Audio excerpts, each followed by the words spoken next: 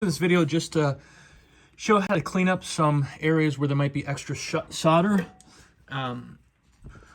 because too much solder may make the spaces in between, the air in between, they can make contact. If you're in a dewy surface or if there's any mist around and any water gets in between there, you just want a little bit more space than what's here. Not a big problem, but just something to consider as you're working through sort of your next one. So what I got here is just a plain old just junk wire. I stripped it and got flux and put flux on the end of it. So what it should do is draw in whatever I try to attach it to. And so that's what I'm gonna do now.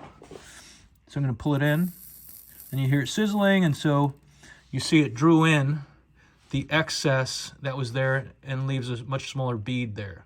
So that's a way to kind of get rid of, and then what you do is you just clip obviously this end off to keep on using it. You know, dip it again in stuff, and if you need to, keep on doing that to take off any excess. This isn't terrible, but you know, if you wanted to clean, sort of soldering as you're going through this. The second thing I would say is, with these, any wires, you want to pre-solder the tab, or anything you're doing, you should pre-solder both ends, right, when you're soldering anything together. For the wires, what you should do is strip them and then twist them nice and tight. Put the flux on, just a little bit of flux, so the solder is drawn into the voids. And then when you solder, what you're going to see is a very tight wire configuration.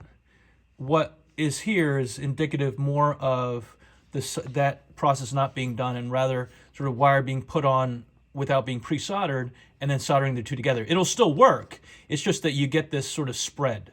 So it's just a little bit of a soldering technique that I would recommend going forward. This isn't bad, but generally you just want, it'll allow you to have less solder and to have, you know, smaller contacts, all that stuff. So I just wanted to kind of share that with you.